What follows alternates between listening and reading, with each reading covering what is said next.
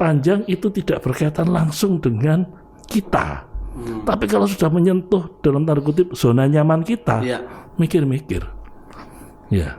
Kenapa? Ya kita ini sudah, ini problem kita. Menurut saya kita sudah sering hidup itu dengan homogenitas, homogen, sama, tidak terbiasa hidup dengan orang yang bermacam-macam dan kemudian saling mendukung. Nah itu jangan-jangan ajaran agama itu juga harus dicek itu. Oh gitu ya Pak? Ya karena gini, orang tidak mungkin dari lahir atau intoleran.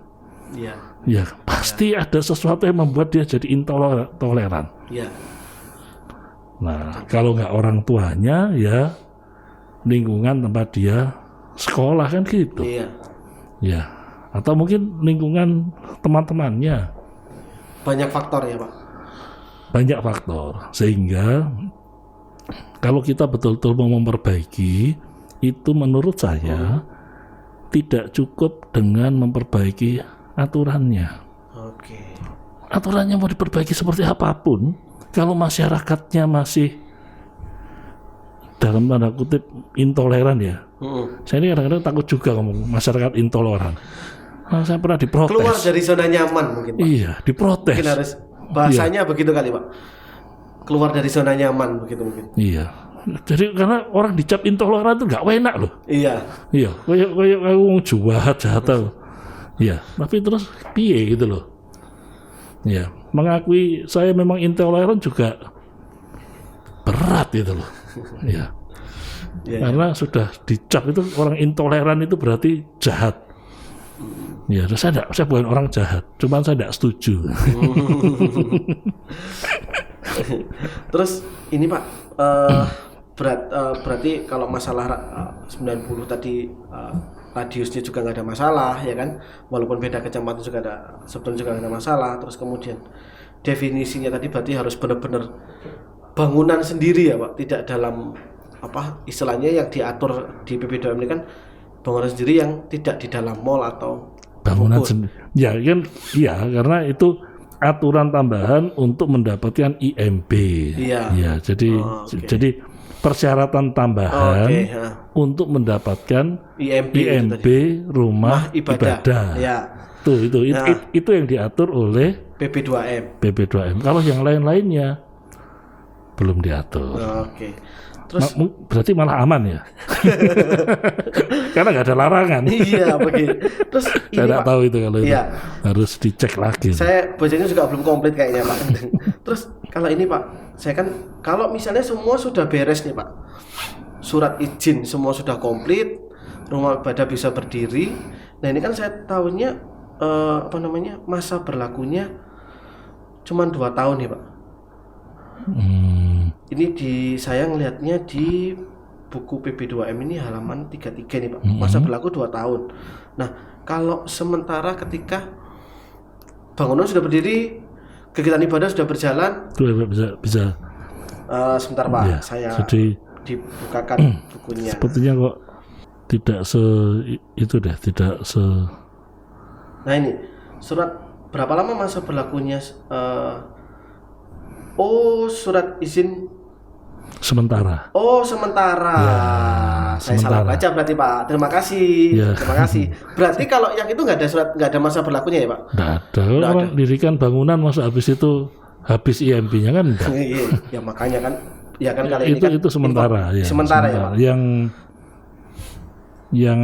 Yang belum memenuhi tetap bisa dikeluarkan tapi berupa sementara. Kalau itu kan, nah kalau yang tadi ini kan surat izin sementara 2 tahun.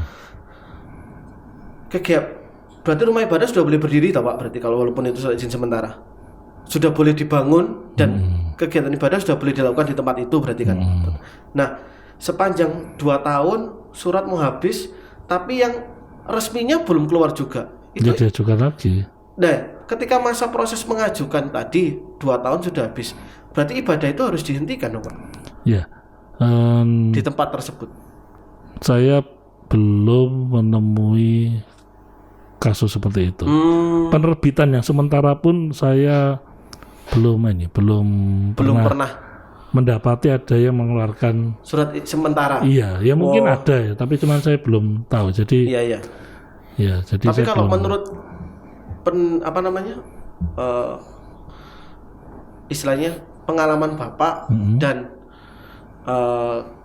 menurut pengalaman Bapak sendiri berarti sebaiknya gimana? Apakah tetap boleh diizinkan sambil menunggu surat itu berjalan? Maksudnya sambil nunggu surat itu prosesnya benar-benar resminya keluar, atau ya nanti menjelang habis ya mesti diajukan lagi. Ya kalau misalnya, maksudnya gini, yang saya tanyakan adalah kalau suratnya ini sudah habis, maksudnya sebelum ya kalau menjelang habis dia ngurus nih Pak, tapi begitu pas 2 tahun proses ngurus masih berjalan, belum keluar nih.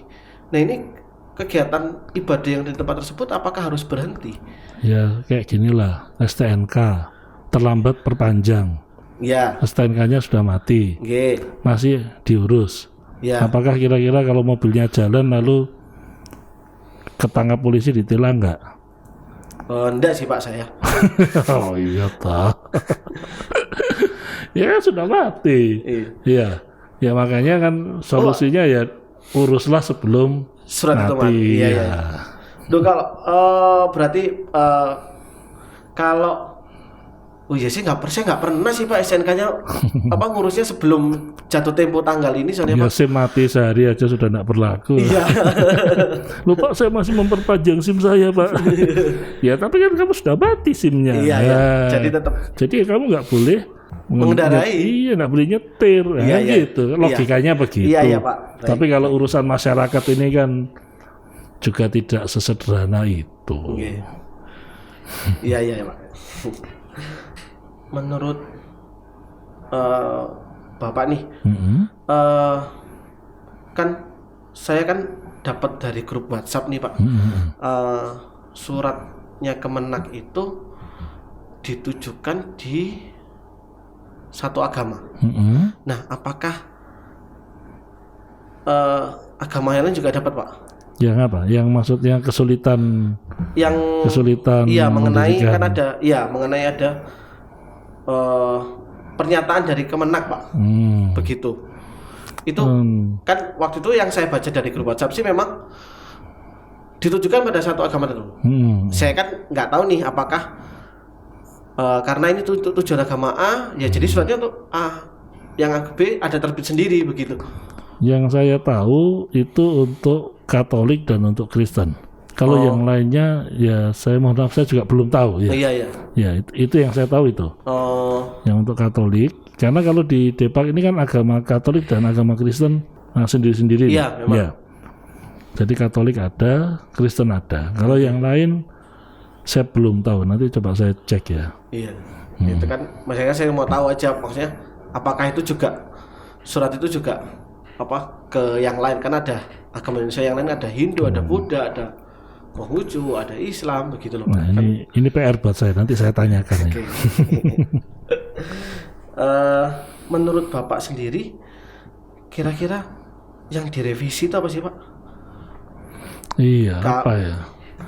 Siapa tahu Bapak ada, maksudnya dengan pengalamannya Bapak selama ini, kira-kira apa sih yang bakal revisi? Ya, harapan saya begini, FKUB itu kan sekarang hanya ada di tingkat kabupaten kota ya. Ya, ini terlalu luas cakupannya. Saya bayangkan kalau mau direvisi jangan cuma di kabupaten kota, tapi di kecamatan bahkan desa kelurahan. Supaya apa? Supaya persoalan yang ada itu bisa dibicarakan. Ya. Nah, karena masalah kita kan sebetulnya ya dalam tanda kutip ya masalah toleransi. Kadang-kadang menurut saya ini analisis saya pribadi ada juga kaitannya dengan ekonomi ya. Jangan-jangan intoleran itu karena kesenjangan ekonomi ya. Itu saya kira juga kalau dalam ilmu sosial, ilmu politik itu sangat terkait gitu kan ya. Kenapa Anda menjadi tidak toleran dengan yang berbeda dengan Anda ya. Nah, seringkali karena juga ada kaitannya dengan ketidaksetaraan ekonomi ya. Nah, sehingga kemudian solusinya juga harus lebih lebih dalam dan lebih langsung ke wilayah itu. Nah, kalau FKUB itu di kabupaten kota, dia tidak tahu persoalan yang terjadi di kelurahan desa A, kecamatan ini. Tapi kalau ada di kecamatan, ada di desa, itu bisa langsung dijembatani. Oh, gitu ya, Pak. Ya. Jadi lebih FKUB juga lebih maksimal ya, Pak, jadinya. Karena anggota FKUB tersebut kan adalah orang dari wilayah tersebut ya, Pak, jadinya. Betul. Gitu. Jadi sebetulnya gini loh, 90-60 itu tidak akan jadi masalah kalau masyarakatnya solider.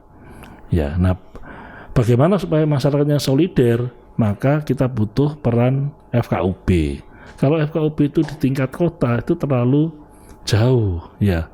Maka kecamatan di desa. Nah, kalau sudah masyarakatnya solider, mau dibuat aturan 90-60 atau 90-120 ya nggak ada kesulitan, cepet gitu kan. Ya, nah ketika masyarakatnya itu tidak solider, ya itu mau dibuat misalnya 90-60 ini dihilangkan misalnya, terus di demo, ya kan tetap tidak kondusif. Ya, terus ya apa solusinya? Apakah kemudian saya ingat dulu di Amerika Serikat misalnya tentara didatangkan, tentara jaga, ya. Apakah harus seperti itu? Ya. Apakah kemudian kalau ekstrim lagi di Amerika Serikat dulu ketika terjadi antara kulit kulit berwarna ya, orang kulit hitam itu sampai perang saudara ya. Nah itu kan karena berbeda kulit ya, berbeda. Nah solusinya bagaimana ketika tahun 60-an juga masih terjadi goncangan kayak gitu, tentara yang hadir. Nah, itu berarti kan alat negara dipaksa. Misalnya ada rumah ibadah di demo, ayo tentara, polisi jaga. Tapi apakah harus terus begitu sampai setiap hari, setiap minggu, setiap bulan? Ya. Nah, lebih baik masyarakatnya yang dimunculkan kesadarannya. Nah, disitulah kemudian FKUB itu yang seharusnya berperan aktif. Itu bayangan saya. Jadi merubah aturan itu sepanjang masyarakatnya tidak berubah akan tetap jadi problem. Oke. Ya. Jadi memang istilahnya menuntut dari kesadaran masyarakatnya sendiri ya, Pak. Yang ideal sih 90-60 itu dihilangkan, FKUB diperkuat. Nah, selesai. Oh, gitu ya, Pak. Kalau menurut Bapak FKUB diperkuat, berarti istilahnya akan gimana? Sebentar, saya tata bahasa saya dulu, Pak.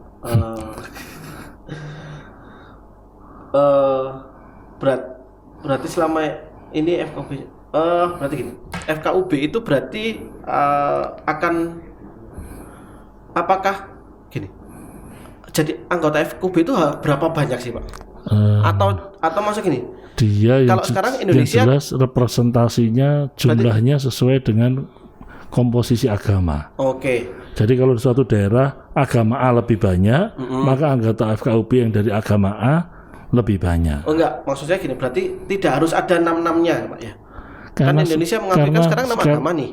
Misalnya di wilayah kecamatan A enggak ada yang agama A nih. Ya di FKUB enggak perlu ada agama A, cukup B, C, D, E sampai F aja gitu. Ya, kalau ketentuan detailnya saya tidak menguasai ya yang ada sekarang ini. Tapi saya bayangkan ya dia mencakup semua yang ada di wilayah itu. Bahkan ya, tapi ini tentu akan jadi polemik ya. Kita ini kan ada agama dan kepercayaan. Ya, mestinya wakil kepercayaan juga ada kalau kita mau konsisten dengan undang-undang dasar kita, beribadah menurut agama dan kepercayaan. Ya. Berarti kepercayaan kan punya hak juga untuk mendirikan tempat ibadah. Betul. Gitu. Kepercayaan Indonesia apa aja nih, Pak? Banyak. Kalau di Jawa kan ada Sabto Darmo misalnya. Ya. Kayak gitu. Kalau di Jawa Barat ada Sunda Wiwitan.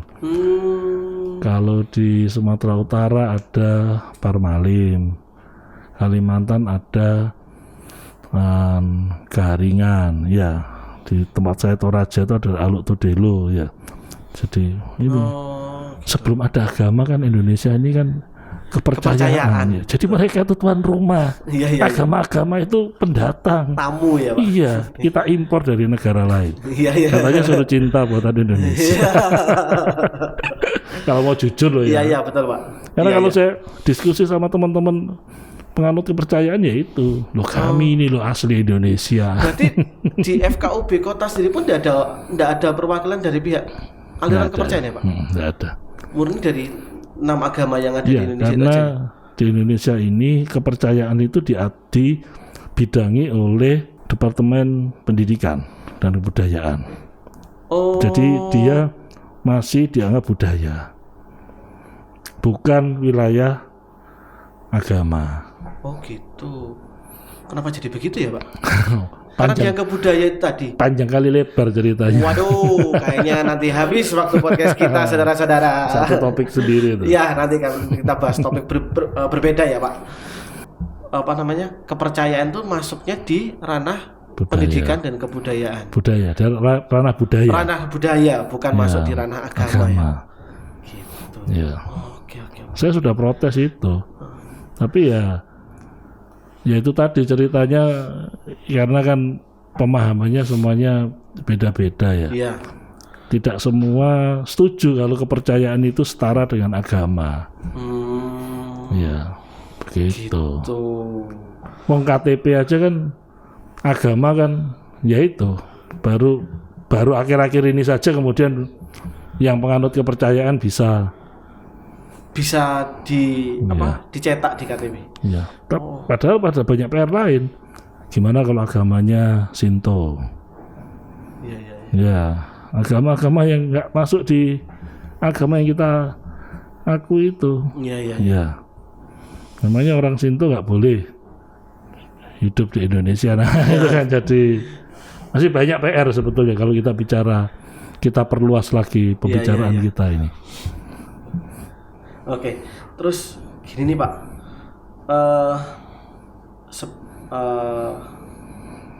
kalau dari, berarti kan kita sudah dapat konklusi nih dari Bapak. Berarti memang kalau dari yang saya tangkap tadi kan adalah kita kalau perlu 90-60 itu dihapus aja, tapi memperkuat FKUB. sampai ke desa, sampai ke desa ya. Kalau perlu ya Pak. Okay. Bukan kalau perlu. Oh salah, maaf. Perlu itu. Saya ganti kata-kata saya kalau itu. Berarti sebaiknya 90-60 dihapus, tapi kita sangat perlu memperkuat FKUB sampai ke desa. Jadi yang menjadi yang paling penting itu adalah bagaimana masyarakat kita menjadi masyarakat solider. Ya, saya nggak pakai istilah toleran ya. Iya. Toleran itu berarti wes karep-karepmu pakai rumah ibadah terserah. Tapi kalau solider, saya bantu kamu untuk Anda dirikan rumah ibadah. Nah, bagaimana supaya kita jadi masyarakat solider? Saya pingin FKUB itu ada sampai ke. Tapi tentu nanti milih anggota FKUB juga yang solider ya. Oh iya Pak. Nah, ini pilih yang tidak solider ya. Sama aja. Iya, tak bergun. Percuma tidak berguna. Iya. Nah, kalau gini Pak, kita sudah mau di akhir podcast nih Pak. Sayang. Nanti kita bahas di episode berikutnya Pak. Gitu. Nah, kalau Bapak kan berarti hampir 20 tahun nih Pak. Apa namanya? Istilahnya dari Bapak pertama kali mengenal dunia politik segala macam. Nah, kalau sekarang Bapak ada di posisi sebagai anggota DPRD yang punya kekuatan untuk apa namanya? Untuk memberi keputusan gitu, mengeluarkan peraturan gitu. Kalau dari harapan Bapak ke depan sih Pak, sebagai Bapak, berarti saya bilang Bapak politisi boleh ini Pak ya? boleh. Karena di Instagram saya rubah status saya jadi politikus. Oh gitu ya. Sebelumnya dosen. Oh iya. Berarti ke depan harapan Bapak sebagai politisi dan ambisi Bapak sendiri yang secara pribadi itu apa sih Pak? Ya, kita berharap dengan keberadaan saya misalnya bisa di DPRD itu kesejahteraan masyarakat menjadi lebih baik.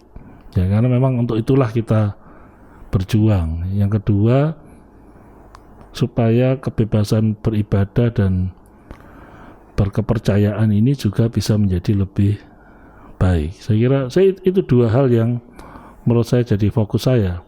Memang dari dulu saya memang pengen masuk ke Komisi A. Ya, salah satunya ya saya ingin memperjuangkan supaya kebebasan beragama dan berkepercayaan ini bisa lebih baik. Ya. Nah, saya yakin juga kalau masyarakat lebih sejahtera itu juga memiliki korelasi positif dengan beragama dan berkepercayaan ini. Terakhir kemarin saya ke Magetan. Ya. Di sana kita diskusi di Komisi A itu tentang Magetan yang ada banyak tempat narapidana terorisme, terus ada sejarah radikalisme agama. Dan di ujung pembicaraan itu kita sepakat bahwa salah satu akarnya ya karena masalah kemiskinan dan kurangnya pendidikan. Sehingga ini semakin memperkuat keyakinan saya kalau kita meningkatkan kesejahteraan suatu daerah melalui pendidikan yang bermutu dan merata, maka radikalisme agama itu bisa kita kikis ya, sehingga kemudian lebih mudah untuk mewujudkan toleransi dan solidaritas antar agama. Oke, itu. Terima kasih Pak waktunya. Wah, nggak kerasa ini pembicaraan yang panjang dan menarik ini. Terima kasih buat teman-teman yang masih mau nonton sampai habis. Nanti bisa kan kami tampilin kalau mau tahu tanya lebih banyak tentang Pak Yordan ini, ada nanti kami tampilkan IG-nya ya Pak. Iya, Instagram. Instagram ya. Ini kan. Saya pokoknya kalau ada saya kunjungan, saya kegiatan apa, saya laporannya lewat Instagram. Oh aja. iya, boleh nanti jangan lupa. Oh iya Pak, jangan lupa nanti follow terus kemudian ada subscribe ini YouTube kami nih Pak. Nanti subscribe kemudian like buat teman-teman. Terima kasih buat sudah mau lihat. Sampai jumpa di podcast berikutnya.